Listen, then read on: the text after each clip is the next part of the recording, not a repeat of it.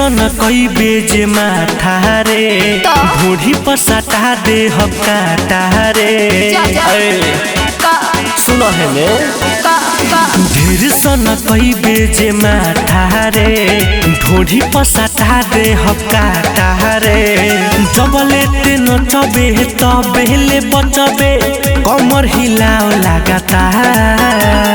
साटा में आइल बनी पहिला बार तनिको में न जाई धोबियान सरकार। अच्छा साटा में आइल बनी पहिला बार तनिको में न जाई धोबियान सरकार। इहे त ना होई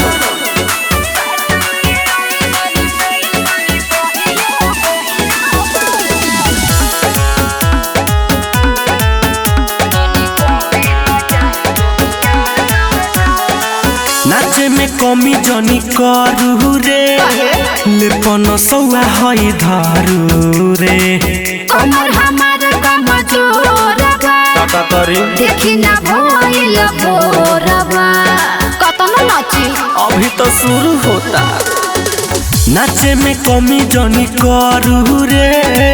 लेपन सौआ हई धरू रे कमर हमार कमजोर बा देखी ना भइल भोरबा आजू जवानी के आपन रे बुचिया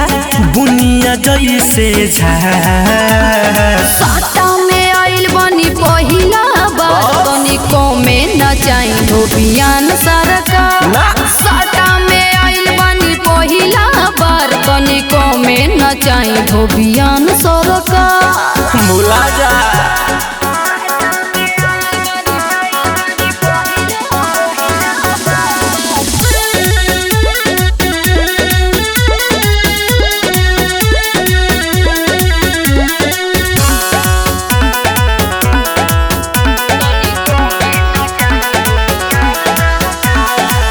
अपन चोली के खजाना के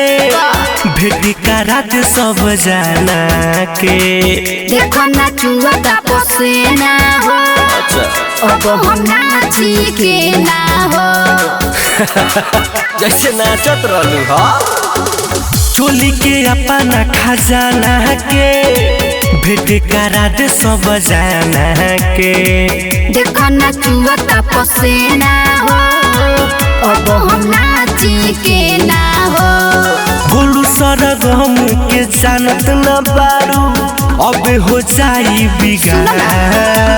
साटा में आइल बनी पहिला बार तनिको में न जाई धोबियान सरकार। साटा में आइल बनी पहिला बार तनिको में न जाई धोबियान सरकार। हर तनी मान जाई है लइकन के मनावा ना।